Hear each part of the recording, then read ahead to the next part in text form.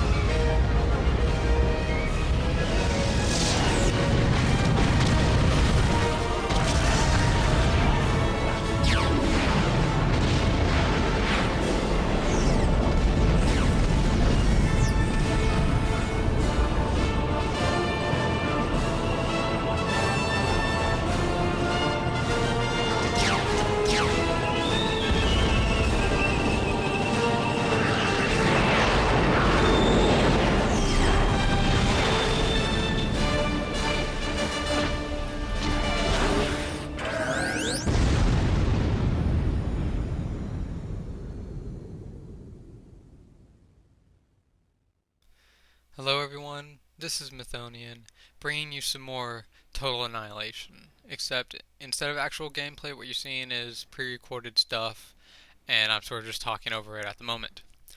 My earlier introductory video was sort of lackluster in a lot of ways. It was only a glance at the tip of the iceberg in a lot of ways. I didn't really explain the underlying details very well, and there's a lot of stuff that I left out. So this video is sort of meant to continue that and to sort of explain the inner workings just a little bit more. I did say in a forum post that I believe it to be better than Starcraft. That's only in certain ways. Starcraft is obviously better in a lot of ways, but not every way, which is sort of what I was trying to get at. In comparison to Starcraft, first off, Starcraft is a little bit more micro-intensive and more resource gather macro intensive.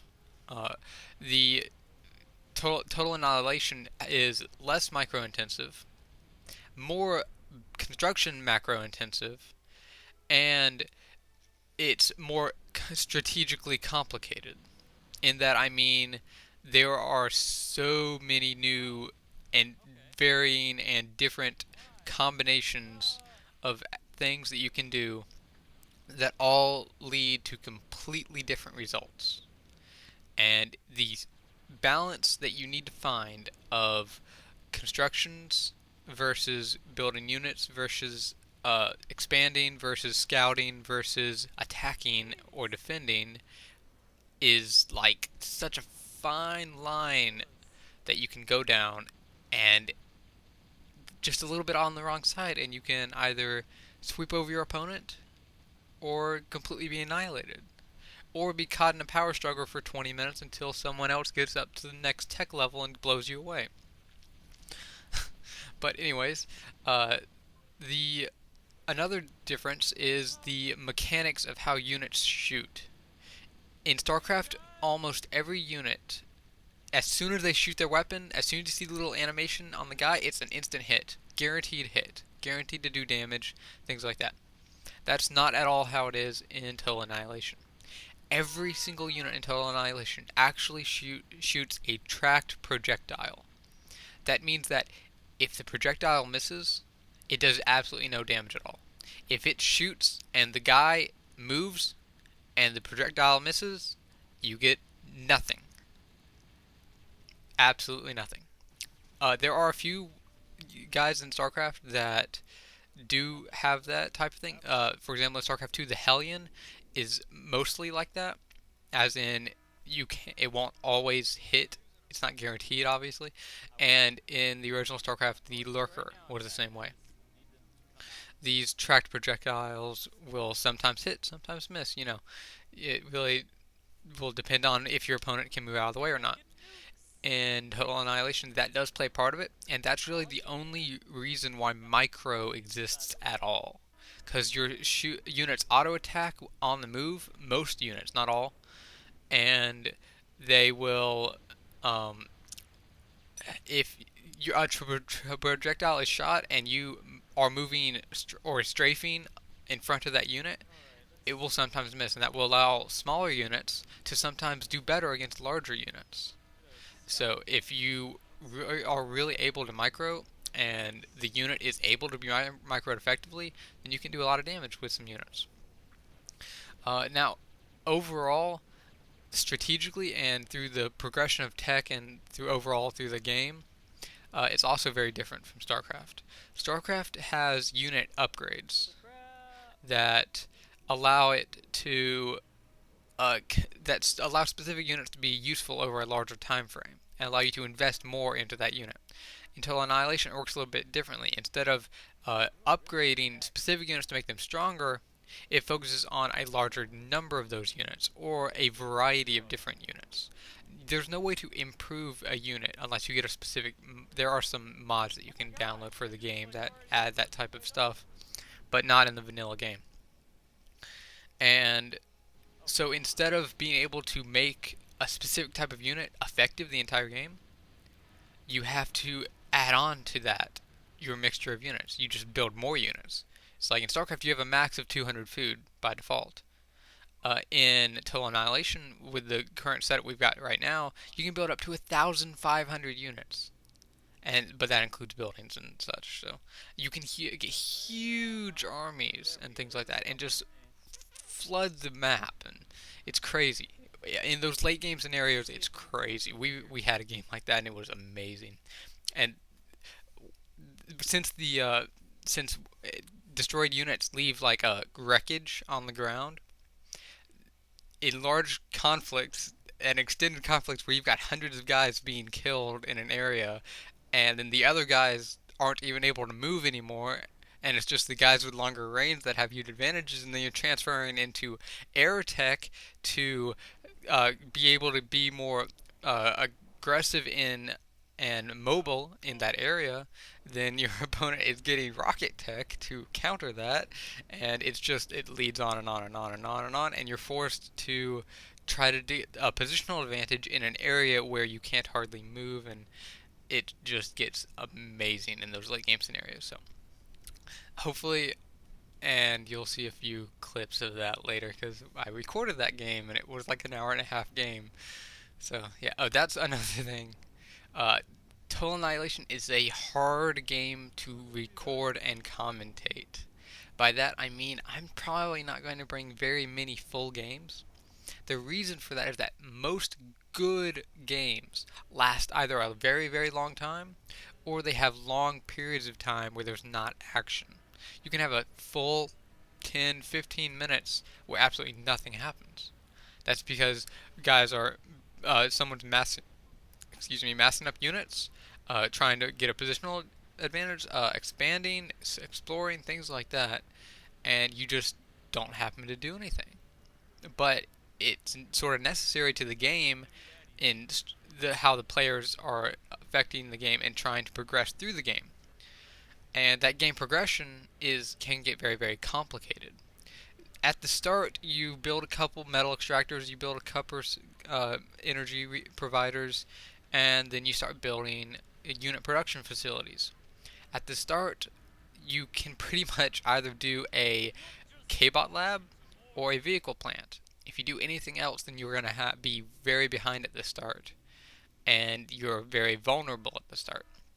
Because if your opponent builds anything at all, then you have nothing to defend yourself except your commander or maybe one unit. But if they're attacking with 5 units, you can't do anything.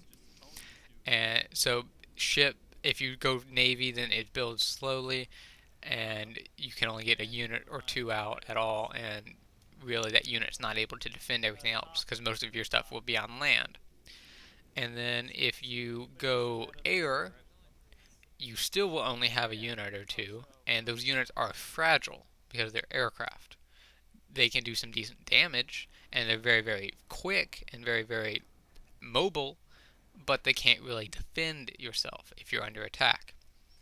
So you are forced to at the start either go K-Bot Lab or Vehicle Plant. Now, which one you do, you both are very viable, and both are quite balanced in a lot of ways. Except in my personal opinion, one of the tanks is a little bit overpowered, and Casey's Craig likes to abuse that a lot. But all the more power to him, because I've defended it and beat it once or twice, and then he changes his strategy up a little bit and ends up getting a win the next game or something like that, and it goes back and forth, back and forth. But in the K-Bot Lab, those are the little robot walker type guys. You have a variety of units, and they're sort of the generic basic robots. You can get little machine gun type robots, you can get rocket robots, artillery robots, and missile robots. And obviously a builder robot, which allows you to go to the next tech level and things like that. But that's a little bit different. What I'm talking about right now is the game progression. And those robots in the K-Bot Lab, if both players go K-Bot Lab, then you can get some decently large-scale battles. In K-Bot versus K-Bot, the Pee-wees are extremely useful because none of the K-Bots have a lot of health in Tier 1. They don't have a lot of health. So it's Pee-wee versus Pee-wee, which are the machine gun guys, deal a good bit of damage and are quite mobile. Also using rocket is pretty effective. Artillery, not so much. Those are better against tanks. But if one person goes vehicle plant and one person goes K-Bot, then the K-Bot needs to get either artillery or rockets in order to have decent range against the tanks. And tank guys can go Samsons, which are rockets. They can go Flash, which are machine gun type. They can go, I can't remember the names of the other ones, but anyways, they can pretty much do anything. Because in my opinion, the vehicle guys have a slight advantage. The vehicles are usually a little bit faster, a little bit more mobile, and have a bit longer range. And they also have more health. So they're a little bit harder to take down. However, they are more expensive. Not overly expensive, as in, like, you can't build enough of them. You can still get enough of them.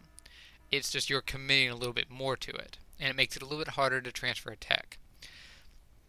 So in that situation, it's very balanced because you'll have more infantry if you go K-Bot, or you'll have a slightly stronger vehicle army if you go vehicle plant. So, but it ends up being pretty balanced overall. Now, if both people go K-Bot, if both people go vehicles, then you can have some interesting combat because you sort of get stuck in this Tier 1 versus Tier 1 battle in a lot of ways. Because at least if you're trying to be a bit offensive and not just sit back, and both people agree to sit back, because if one person messes up and the other person's trying to tech up or something, then that person who's trying to tech up is at a big disadvantage for a long time. However, if he can get to Tier 2 tanks, then he's pretty much guaranteed to win. Because Tier 2 tanks annihilate Tier 1 tanks. But it's very hard to get there, and you're very vulnerable while you're doing that. It's not true if it's K-Bot versus K-Bot, though. K-Bot versus K-Bot, you can advance to the next tech level a good bit easier.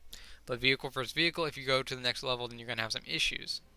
Now, you can do it, and in fact, I did that one game where we got stuck in a vehicle battle for a while and had a bunch of wreckages all over the map and some big conflicts. But when I got that Tier 2 tech and was starting to build some Bulldog tanks, and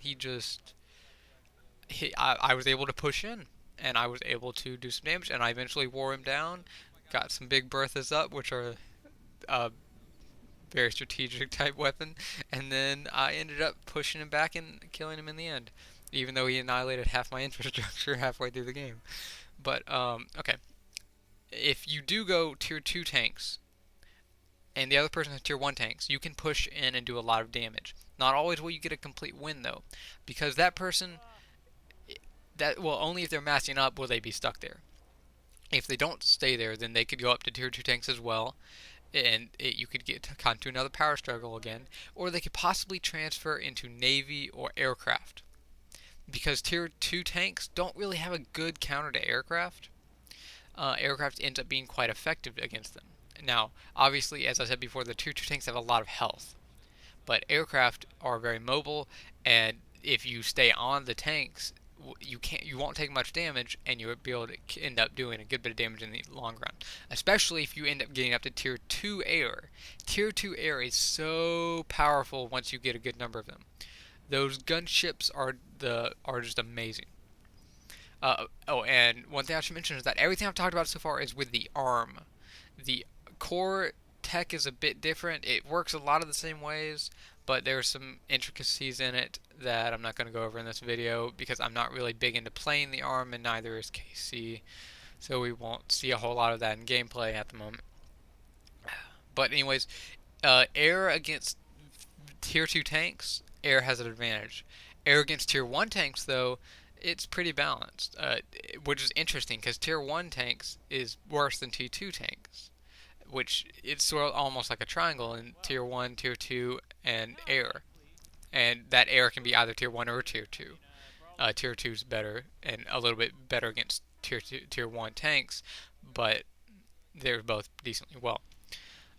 If the other guy had gone Navy instead, Navy is a very, very big zoning tech, and it can only be used on specific maps. If there's not water in specific locations, or there's not enough water, then you can't really do anything with it, and it just ends up being a complete waste of time, and your opponent will just walk around it.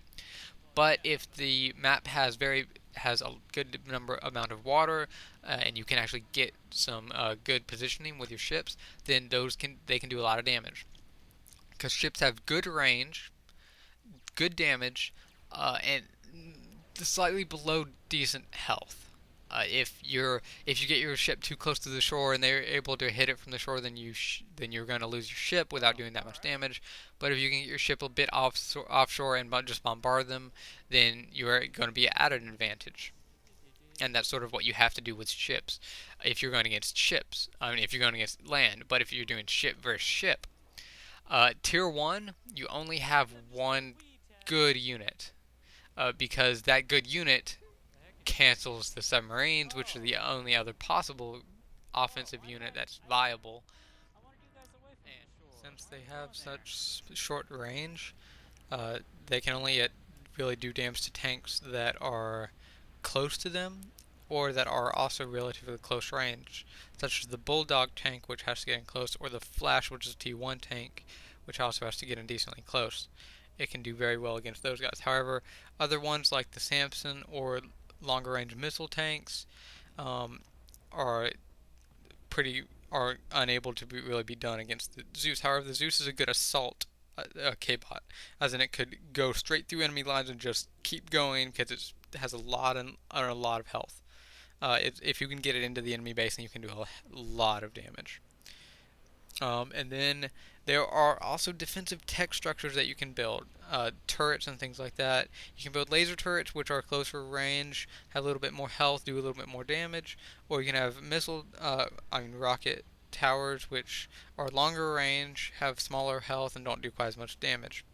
The rocket towers are best against aircraft. Everything else is. It's usually better to either get a laser tower or maybe rocket towers, but those are iffy because those don't really do much damage, and they're pretty much just for positioning and zoning more than anything in terms of land units, unless you get a very, very large amount of them or something. But if you are really going for turrets and things like that, you have to get the tier 3 buildings. Tier 3 buildings are the only ways you can get decent actual structures for defense and things like that. There are like 4 different turrets that you can build. One is the Big Bertha. For the core it's different, but for the ARM, the Big Bertha is a long-range plasma cannon which shoots like most of the way across the map. It just has insane range, and when it hits something, it does a good amount of damage. And these things will target and basically you're just constantly shooting if you are anywhere near your opponent, and you know you have some engagements. Then even after the engagement, those guys will keep shooting and just whittle your opponent down. They're very, very slow to build. They cost a good amount of money, and they, but they're worth it in the long run, especially if you can have them firing for minutes on end. Then there are also things like the Annihilator, which is a laser turret that does a sick amount of damage. Now it's relatively close range. It's not long range or anything, but it just does a sick amount of damage.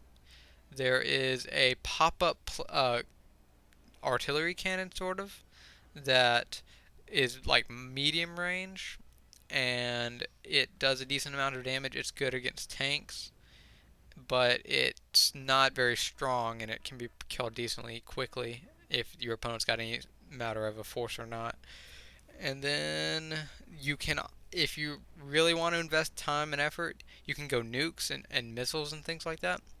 And nukes just take forever to build, but they can pretty much be launched anywhere on the map, and they do a lot of damage. However, they're pretty much easy to be countered if your opponent knows they're coming. If your opponent knows they're coming, there's either a building you can get to get an anti-missile building, or you can build a unit that counters it. It's like an anti-nuke unit that if it's within range of where the missile goes over, then it can destroy the missile and prevent it from going off. There's also for the arm a EMP missile that you can use, which is a good alternative to it and in a lot of ways preferable. Especially if you think your opponent might be able to counter a nuke, then you should just go EMP instead. If you're the core, though, you have what was it called? Neutron missile. Instead of a nuclear missile, it's a neutron missile, which is just like sick. It's amazing. That out of everything the core has, that is my favorite thing to have. It's just such an amazing thing. And it's so worth getting at the near end game, just to catch your opponent off guard and just go for it if you're playing core. It's obviously a big commitment and all that, but it's worth it. Okay, so let's see what else I was going to talk about. Overall, the strategy of the game constantly changes, because if you let your opponent expand and you're not expanding, then you're going to probably lose unless you're amassing up units in which you should attack while he's still expanding so that he doesn't have enough units to defend. And it's like balancing that is very, very similar to how it works in Starcraft. However, Starcraft is a more of a small scale RTS. That's one thing I didn't really explain before. Total Annihilation tries for a larger scale combat. Huge battles over long maps that take hours to play and just are, high intensity, things like that. StarCraft goes for more smaller scale games that can be played in a little bit smaller chunks and things like that. That's one big difference between how they are played and how you should play them and things like that. StarCraft is more short-term, Total Annihilation more long-term. However, at least in my opinion, after playing both games a good amount of time, I'm actually at this point enjoying Total Annihilation a good bit better, which was a bit surprising. I mean, usually when you play older games that you hadn't played in years, it's the nostalgia that lets you have fun. However, for this, it's like I'm having more fun than I was playing than I'm having anything else on, which is strange because I haven't played the game in years and it's an old game. But it's just, at the time when I had first played it years and years ago, I was young. I had no concept of playing it strategically. I just built stuff and sent it at the enemy. And at that time, I had only ever played the AI. I had never played other people. I'd never played against anyone else on another computer because we didn't really have a second computer to do anything like that with.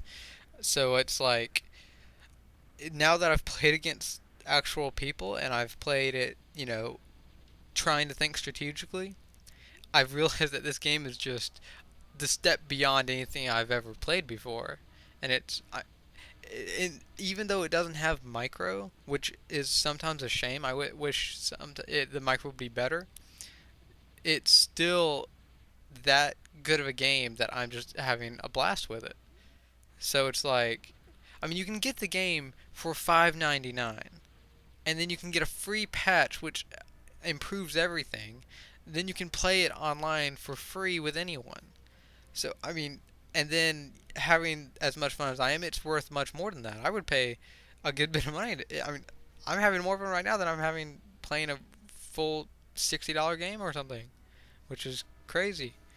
But anyways, I think that's everything I had really to say. Hopefully I didn't ramble too much.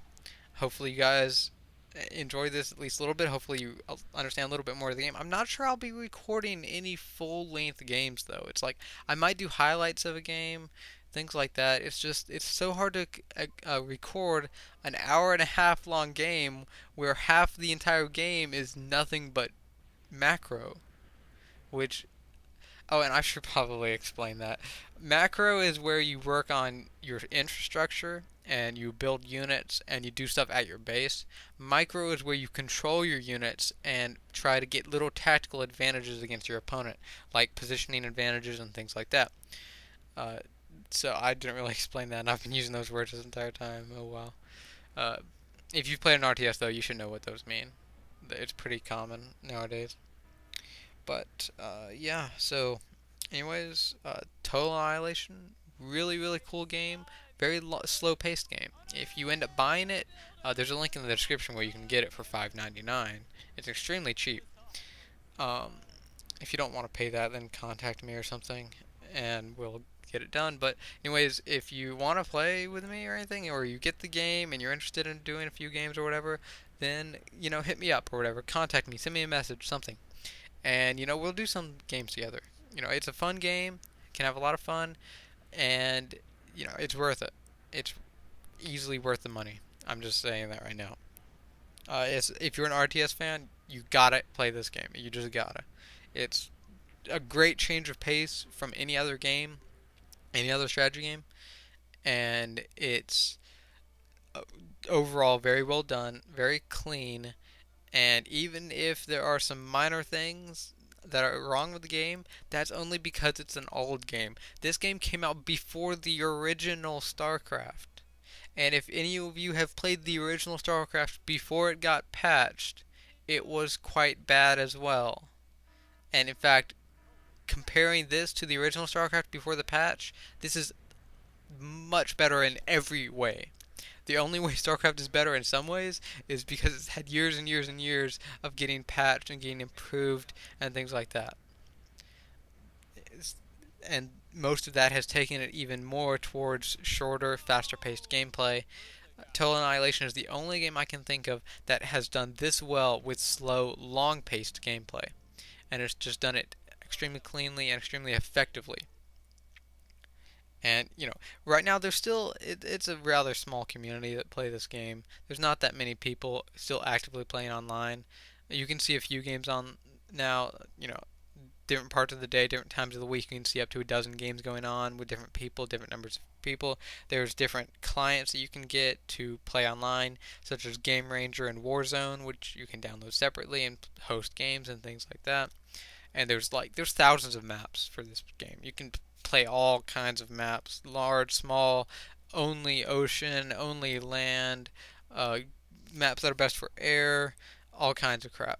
And it's just a wide variety, and you play a map and suddenly, oh, you could go here and you could do this and you could go navy and that would be very effective if you go over here and bombard from here and all this stuff. And it's just every map plays completely differently, which is a very unique type of game if you play it like that, which because in StarCraft you come up with a strategy for each specific map and you play that map again and again and again. You develop a good strategy. At least that's what the professional players do. But for this, it's like, for Total Annihilation, you have to be completely adaptable because you can't just set up a specific strategy or a specific few strategies and do well on any map. It's just completely variant because right from the start you have access to a wide variety of tech, which is very different from StarCraft and things like that. And I've referenced StarCraft a lot in this game. If you don't know own StarCraft or whatever, you aren't an RTS player at all. It's StarCraft is widely considered the best RTS game ever created, and in a lot of ways it was. And I'm only comparing it to StarCraft because StarCraft is pretty much the best RTS game ever. I'm just saying that Total Annihilation is just as good. Just instead of short paced, it's slow paced, which is not a bad thing for an RTS. It's just a slightly different type of RTS. So, anyways, yeah. Hope you guys enjoyed it. If you are considering buying the game or whatever, hit me up and we'll play some games together. Hopefully I didn't ramble too much. I think I did these last few minutes or near the end of the video. But anyways, yeah. So, I will see you guys next time.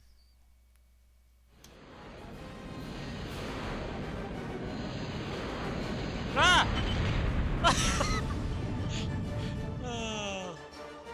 So you just killed both of us again.